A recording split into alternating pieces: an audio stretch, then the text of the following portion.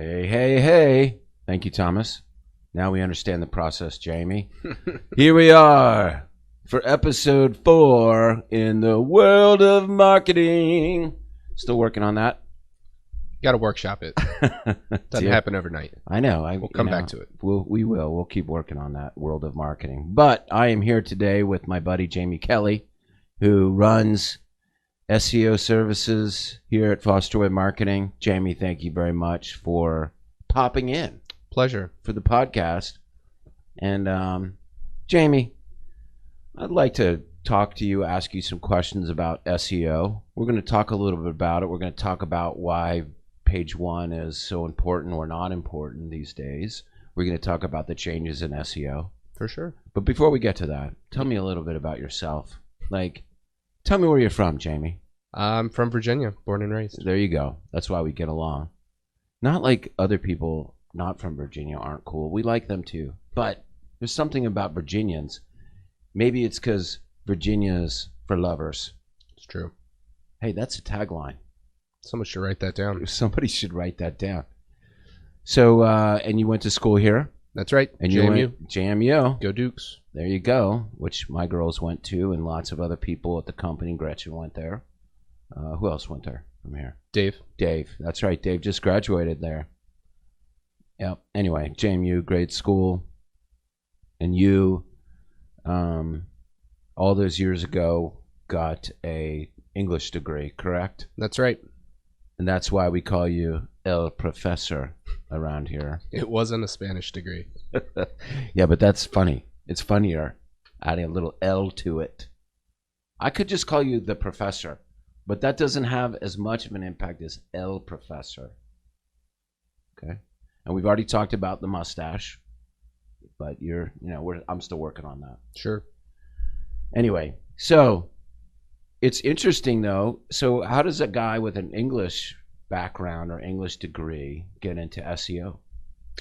It's part just happenstance, but a lot of the skills you pick up in a liberal arts degree like that or a program, particularly the English Lit program, translate really well into the world of marketing, into the skill set I find myself using on a daily basis here. I think perhaps even more importantly than that was the work I put into my writing minor. That entire program was a course on persuasion and rhetoric. The goal of everything you were doing in every class at all times was persuasion, and that's ultimately what marketing boils down to as well. So having years of training in how to be an efficient and effective communicator, how to create a thesis and present an argument for it, and ultimately present some sort of persuasive argument is ultimately what I do here every day. And so that's interesting, just for other people out there with English majors or looking to hire somebody as a marketing person, somebody with English background is a good idea. There's no such thing as a wrong answer in English literature classes. You make your point and you back it up with whatever evidence you're able to have, and that'll take you a long way. Those research skills and the ability to craft a persuasive argument are going to take you quite a ways. So how do you connect? So we'll just look at that that's really content. I mean, because that's what writing is content. But you're an SEO whiz, yeah. Search engine optimization. You are. That's why you're running the whole SEO part. Don't tell me you're not a whiz now, Jamie. All right. After all these years together. All right. But there's some SEO. Yeah, there's buzzing in there. There's some SEO. So tell me the relationship between SEO and content. How do those connect together? SEO can mean a lot of things, and at its broadest, it's sort of an all-encompassing term that includes basically anything digital marketing related. Content in any form is going to be a small or not so small part of that larger puzzle. It can be a very important and very critical component to how well you're able to present yourself in the digital space. But if you're talking very broadly about SEO and digital marketing sort of across the full spectrum, there are going to be a lot of other components to it as well that are in some cases just as important, if not more important, depending on your exact circumstances. So, well, give me an example. Like, tell me, like, we say content is very important to that. We say, we say that content is very important to that, right? To SEO. Absolutely. So, and tell me what you think about, because this is how I explain it. You know me, I'm always like dumbing things down. And I just say that content is like bait that you create, that your client is interested in reading or interested in knowing more about. So one is having content out there that somebody's interested in reading. Then SEO is really what is chumming the water around that bait or getting people interested in coming to it. The things that you do to that piece of content to make it more attractive. Yeah. And you've got to manipulate the content itself a certain way. And you also have to put it out in certain traffic areas on the web for it to be most effective. If it's not able to be found, it's not going to be found. And that's going to be the critical step one, is making sure your content is literally findable by Google. It needs to be on your website. The pages need to be crawlable and indexable by the search engines. There are several technical elements to that side of the job that are just very functional. Like, is Google literally able to see this page or not, as a sort of step zero? And then beyond that, you're now, competing more or less with anybody else who's writing about that same or similar topic. Google says, hey, there's thousands of people who all, have something to say on this particular topic. Who am I going to show first, second, whatever the case may be? They have their own algorithm and their own process for determining that, but we know what sort of the rubric is, for lack of a better term, which pieces of the puzzle are weighted more heavily than others, how you can take a very well written, well thought out piece and optimize it specifically for digital performance. So that's a good thing that you said that way, because that's a real big misconception of people. So you have content that you put out there to answer a certain question that people have, but there's thousands of other pages that compete and answer that same question, written by different people, but ultimately that's in Google's inventory. And so that's all content. And so then the second piece of that is who's first, second, third, fourth, fifth, all the way down. And that's where SEO comes into play. And a lot of things go into deciding that. It's not just how well written the article is or even how well optimized the article is. That's going to play a major role, certainly, but many, many other things go into. Can you just talk about some of the top 5 to 10? Because I know there's hundreds, but I know that the people listening want to know, like, what are some of the things that Google are looking at? So what is it that So beyond the article or page itself, let's assume it's as well optimized as possible. Your title tag, your headline, your meta description, your subheadings, your internal linking, your calls to action, all of that stuff is as good as it can possibly be. Some of the other factors that go into how Google determines whether or not to rank your site highly or poorly are things as rudimentary as your domain age. How long has your website been in existence? They give, to a certain extent, preferential treatment to sites that have been around longer, generating more, in their eyes, authority over time. Other factors like your backlink profile, how many other websites have chosen to link to you, and how large and authoritative are those other sources that are pointing to you. You can have a very large and at the same time very terrible backlink profile that's more of a liability than an asset. You could have a relatively small but very authoritative backlink profile on the other side of that coin that's a tremendous asset to you. There are hundreds of individual factors that Google's going to take into consideration when determining how any one particular page is going to rank. But website authority as a whole is sort of the easiest way to think about it. That's why you often see when you do searches, Wikipedia's always in those first top couple of slots. They're just one of the most authoritative sources, and they're going to be taking up one of those spots. Well, plus another couple of things, and correct me if I'm wrong, but a few more things that Google considers is obviously load speed, or page speed, which is a big thing that comes up all the time. Absolutely. Making sure that your pages load as fast as possible, and that's something that we this is a challenge for every web developer, is creating efficient code that loads pages as fast as possible. That's one thing that we're always focusing on doing better and better.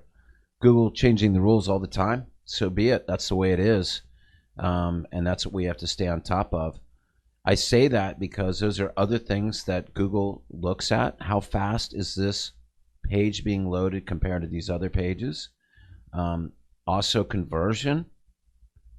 Some people look at that like bounce rate. Bounce rate is another misleading kind of term that can mean a lot of different things. Mm-hmm. But when I just mean it in that people are doing something when they get to that page that sends a positive signal to Google. And some of those things are clicking on a link, filling out a form, right? Doing something instead of just sitting on that page. Well, Google's in the business of satisfying their customer base, who are the searchers, the other human beings who are using Google looking for whatever it is they're looking for. We as in the businesses presenting ourselves within Google's sort of sphere of influence, are just a means to an end to Google. They're primarily concerned with their customers, the ones doing the searches, the ones clicking on ads, the ones clicking on local maps listings, the ones clicking on organic search results. At the end of the day, they are going to take actions that serve those customers, not necessarily the businesses competing for those clicks. If people are receiving a poor experience on your website, regardless of how you're ranking right now, your rankings are going to suffer in the future because of it, because it's unsatisfactory to Google's end customer base, which is the searchers. If they're unsatisfied with the result of interacting with your website, either because it loads very slowly or because they're not finding the information that they thought they were going to and returning back to the search results, all of those things are going to have a negative effect on your site or that particular page performance long term. Well, it's interesting you said that in that way, because you're right. Google is going to serve its users more than it's going to serve the people that want to be listed there. Case in point, like you were talking about Wikipedia, but the other legal directories or legal information portals like Avo and FindLaw and Justia and these other things, that these other websites that spend a considerable amount of time, money, and resources to answer people's questions, general questions. And this comes up is because that's a relatively new event that Google places them first, second, third, fourth, whatever, for these generic vanity-based keyword searches, which a lot of a lot of law firms used to feel pretty happy about being in that position. And that's just kind of the thing that everyone needs to be aware of, and it's the second thing that I want to talk about here. But like, it's what are the most notable or shocking changes that Google has done.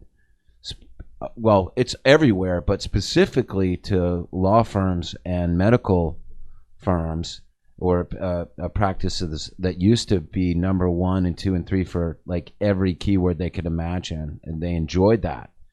And so that isn't that way anymore. Is that because of something that they had done?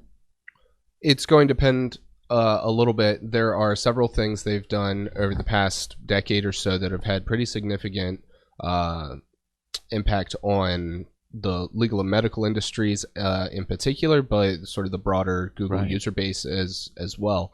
The directories ranking, as well as they do legal directories in the example we've been using, Avo, Justia, Martindale, Hubble, I think is a consequence of their examination of user behavior. Somebody searching for personal injury attorney, insert city or whatever, is looking for a list of attorneys. They're looking for information. They're looking for people to choose from. They're at the very initial stages of that sort of decision-making process, of that sort of persuasion process.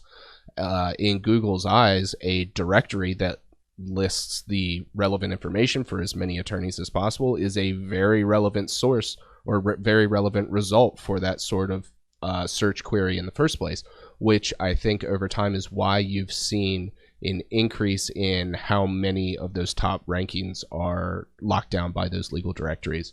One of the other probably more significant algorithm updates in the past decade that I know had a major effect on the legal directory in particular is their Penguin update related to backlink profiles dating back probably at least 4 or 5 years now at this point, with several iterations having rolled out over the course of those past several years.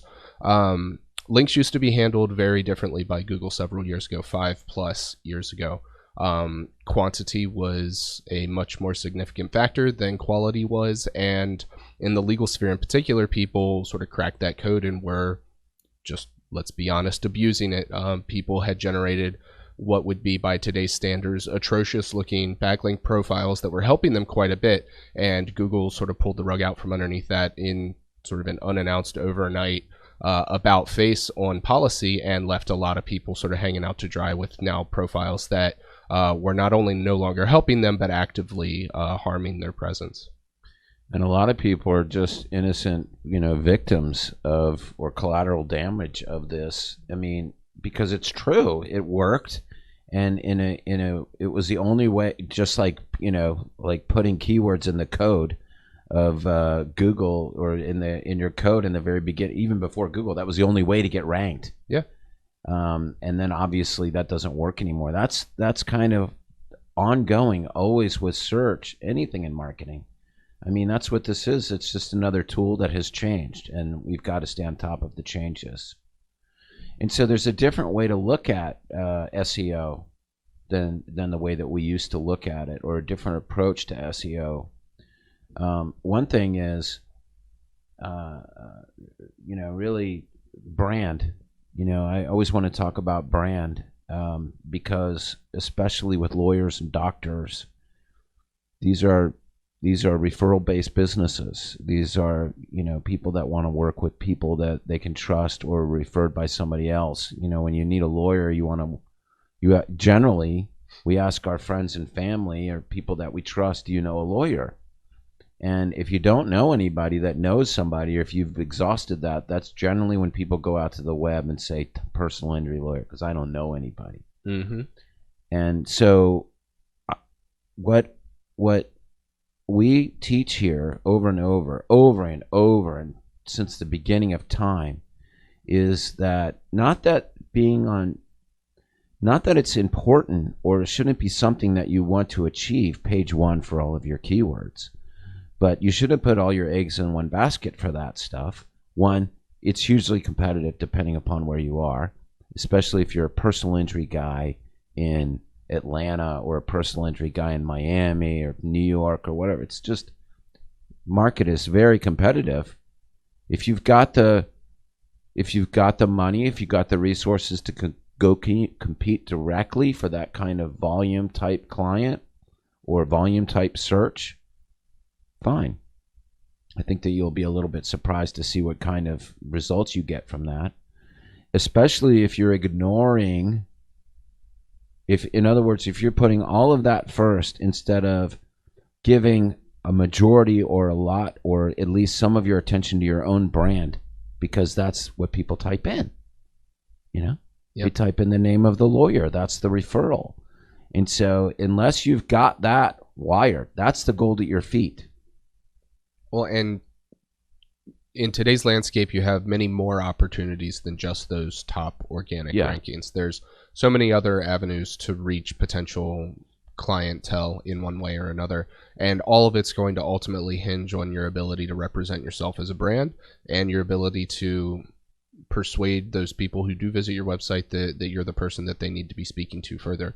It's not too difficult to generate clicks. The real problem then is how many of them are turning into actual conversions and actual business through your door. Yeah, those are a lot of different steps they got to go through. It is. Like, everybody focuses most of their attention on traffic and SEO and where am I on Google. And you could be getting 5,000, 10,000, 15,000 visits a month on Google to your website, and converting very little of those because your conversion piece is not there. And that's just converting the traffic into a lead. And then there's the third part, which is converting the lead into a client or That's a right. patient. And those other two steps are what so many people forget about and not think about. The process is very simple. It's very difficult to execute it at a high level. And so when it comes to SEO, back to SEO, the more that you can, and we had a great talk about this morning in our customer service meeting about the list. Mm-hmm. Wasn't that an interesting conversation that we were talking about the list? This is the email list, and I know that doesn't have much to do with SEO, but in a sense it does, because you want to be talking to people that want to hear you. So you want to put information out through content and optimize that content that people want to see and read. And by doing that through your own list, so going back, one is you got to have content, good content. You have to have links going to that content, but you have to have interest in that content too, that Google's paying attention to. It's got to be something people are looking for. Right. And so driving traffic by like putting a blog post or an interesting piece of content on your website, sending that link out to your list through email and social media, driving people back to your website is a great way to jumpstart. Certainly. Do you agree with that? Yeah, absolutely. Yeah. And so we've had a lot of clients that do that successfully. I guess the point is focusing and thinking that SEO is just for Google is not the way to go. You have to be thinking about it holistically all the way through. Well, and there's a lot more to digital marketing than just SEO. That's one component of the larger picture, certainly, and the lines blur very easily, and there's no end of overlap. But ultimately, you need to be thinking very high level like that, how SEO as well as every other factor are all going to influence each other. So you run a team. Yep.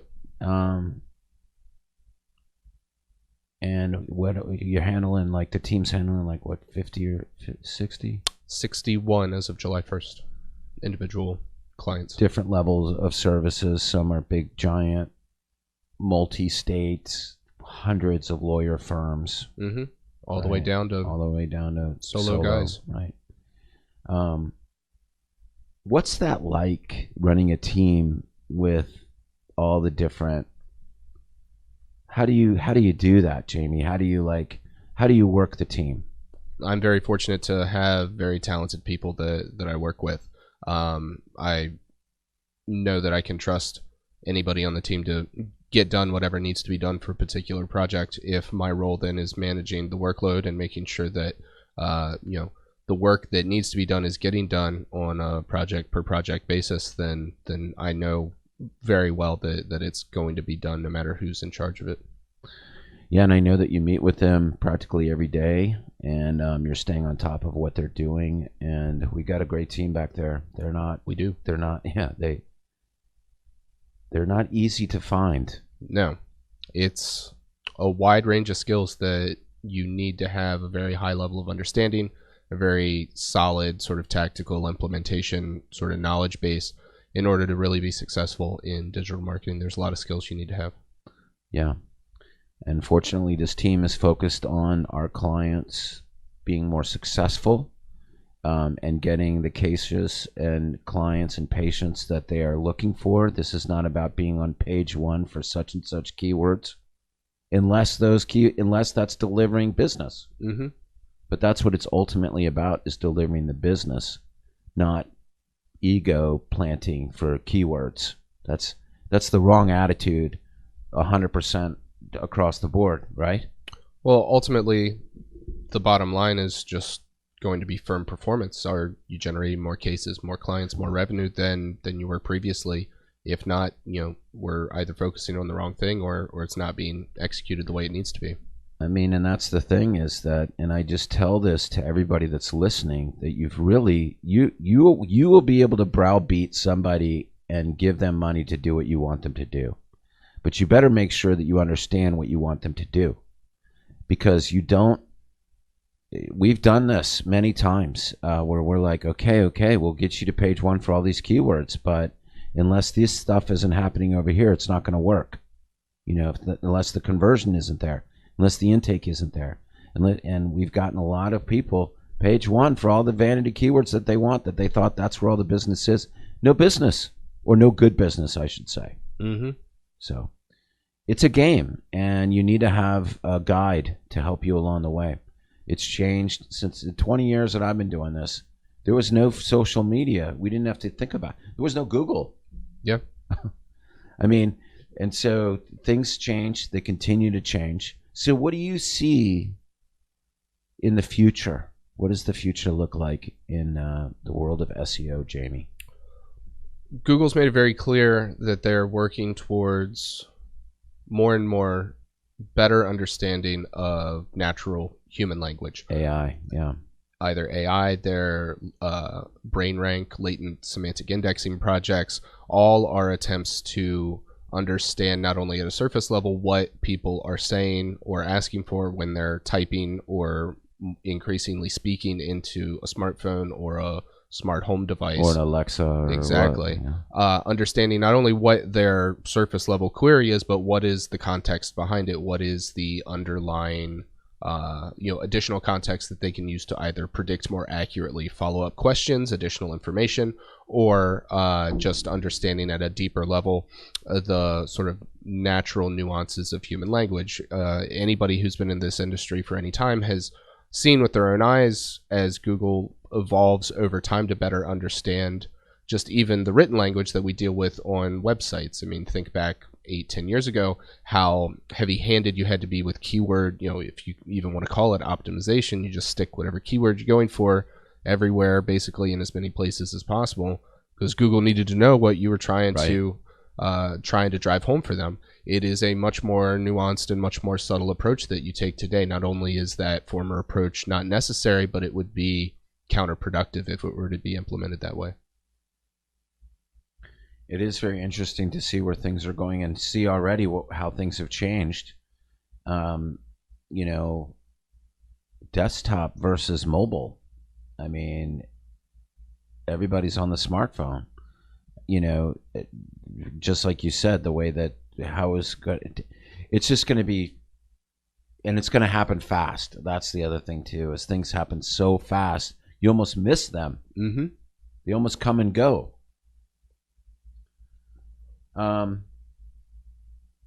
Okay, so tell me, this is one of my favorites. What are some of the worst parts of being an SEO guy? Well, Google can always wake up one day and decide they're going to shake things up in a big way. Don't they send you a letter? No. They don't call you? I must have not updated my address when I moved, because I don't get those letters. No, they're beholden to nobody but themselves. They will make updates to their algorithm, and they do every day. They publish hundreds of algorithm updates per year, but they're usually good for a handful of big ones per year that are sometimes relegated to a particular vertical or a particular industry, but often are sort of across the board core updates, if you will, that often shake up search results and visibility quite a bit. For the most part, fundamentals are not changing and haven't really in some time. Google will tell you that if you are affected by one of these algorithm updates, there's not necessarily anything that you were doing wrong or anything that you can do to recover from it. You're not being penalized even inherently. That's sort of the wrong way to think about it.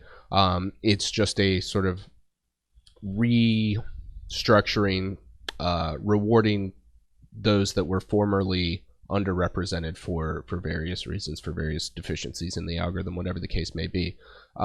So there are always going to be significant major updates like that, and as long as you're adhering to the best practices that they recommend and that your team recommends, whoever it is you're working with, you're going to come out of on the other side of it relatively well, even if there's some turbulence short term. I mean, bottom line is that Google, it's just software. It's software, and the software needs to be updated just like any other software. You get updates to your OS all the time. It's no different than Google. And sometimes as you update your phone, something else doesn't work or doesn't work the way that it used to work, or there's always some trade-off. Mm-hmm. And that's true of Google too. And sometimes those changes will benefit you because they've damaged a competitor or something else, or they've damaged you.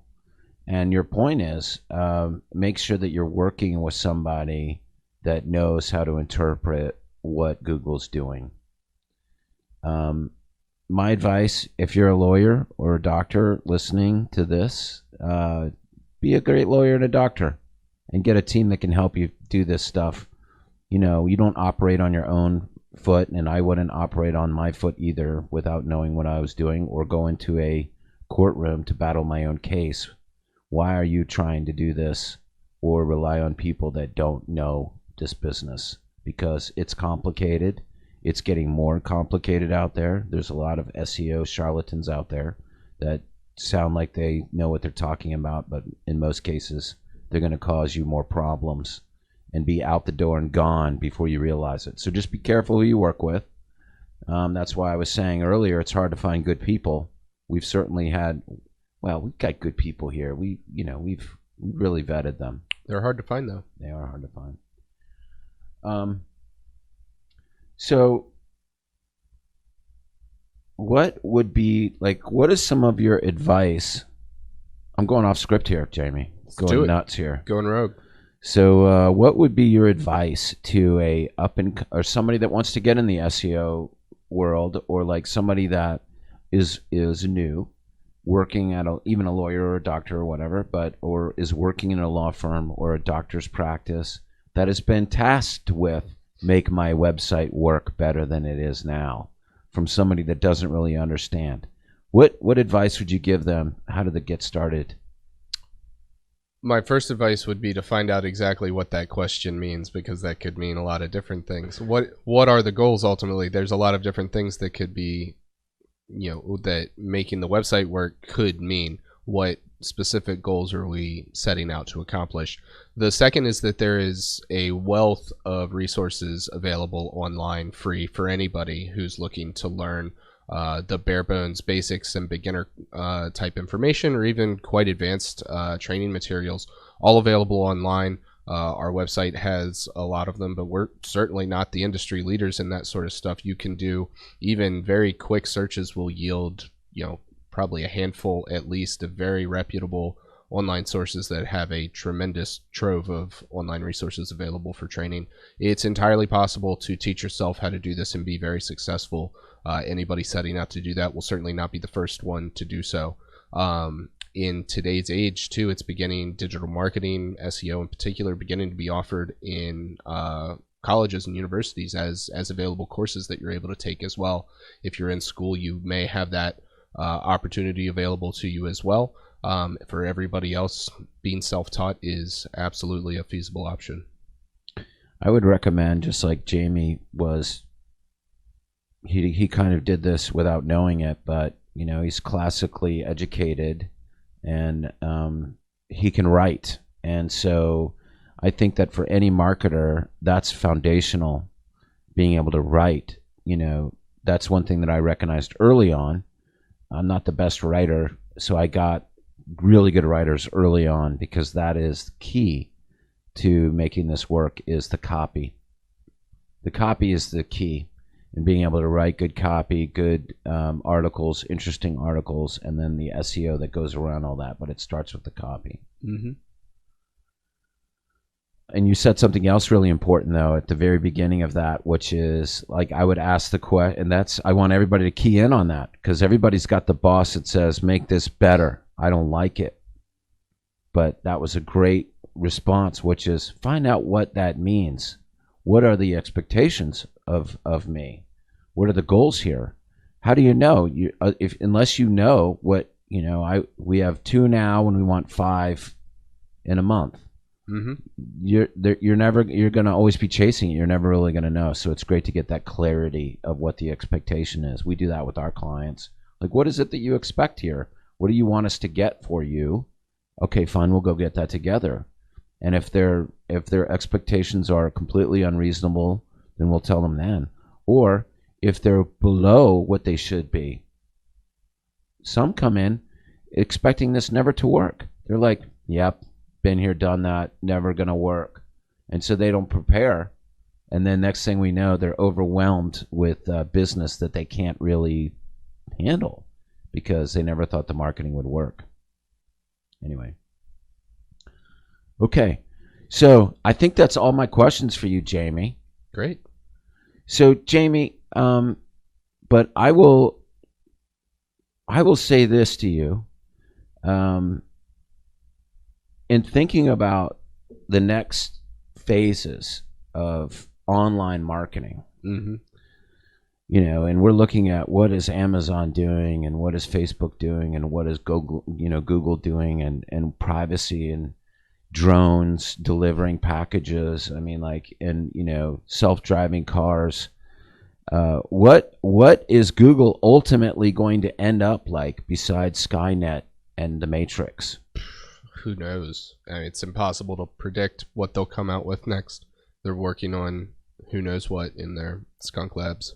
Yes, and everybody that's buying a ton of AdWords and pay-per-click is financing all of that skunk work activity. It's true. It's true. It's true. You heard it here. It's got to be done sometimes, but yeah, it does have to be done. Okay, Jamie Kelly, thank you so much for your time. Thanks for having me. As always, on our episode 4 of the World of Marketing. Let's keep working on that. We're going to keep working on all of this. Thank you for participating. And everybody, thank you so much for tuning in to the World of Marketing. Talk to you soon.